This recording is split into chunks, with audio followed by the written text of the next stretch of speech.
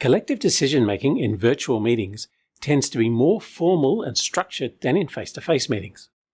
All other things being equal, it's usually harder and takes longer to establish consensus in virtual meetings, and consensus can be more difficult to gauge without access to rich body language cues.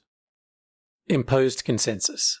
This is when the chair simply declares that consensus has been reached and moves on.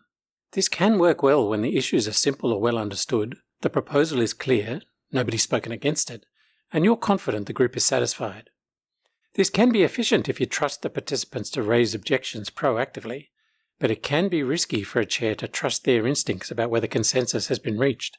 If you declare an outcome too early, it closes the door to objections, even if one or two participants have reservations. I try to hold that door open for a moment before closing discussion, perhaps by asking a question like, "Does anyone have any questions or points to raise?" Acclaimed consensus. This is when the chair explicitly asks participants to consent to a proposal.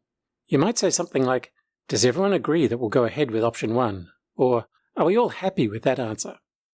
This theoretically gives participants the opportunity to support or oppose the proposal, but it's phrased with a bias towards supporting it. It's harder for a participant to say, "No, I don't agree," to a proposal the chair seems to support, especially if everyone else is nodding and seems ready to move on. Basic consensus. This is a similar idea, but with the question expressed in the negative rather than the positive. The chair explicitly and neutrally asks whether anyone disagrees with the proposal. You might say something like, "Does anyone have any objections?"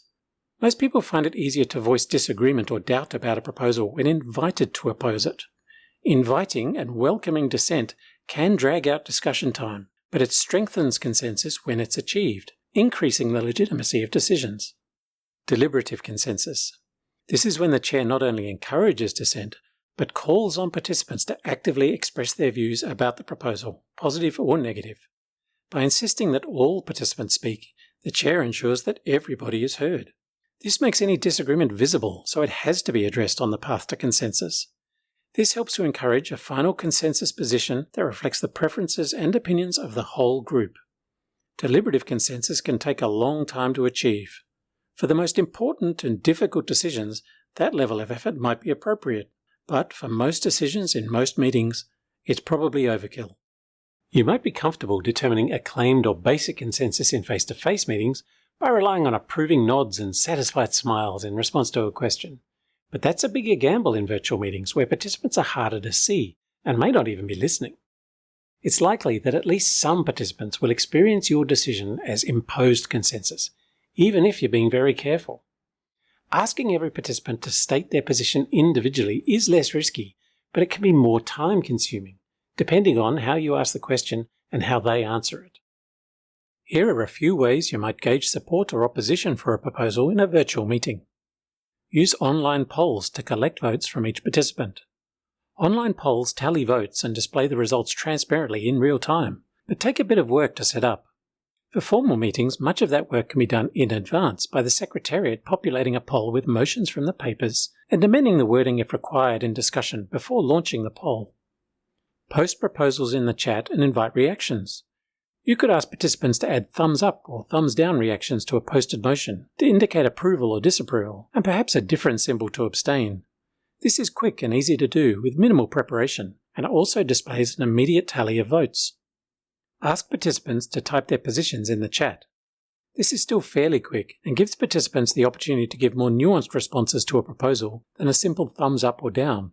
But it can be tricky to tally, especially if the group is large and the votes come in quick bursts that keep jerking you to the bottom of the chat feed when you're trying to count. Ask each participant to verbally state their position.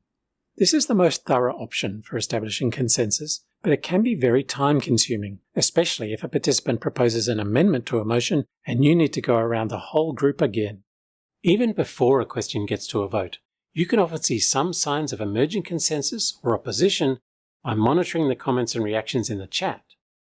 I won't rely on those signs to indicate an outcome, but I might change my planned pathway to a decision based on those early signals. Be clear before the meeting starts what type of consensus, if any, you're working towards.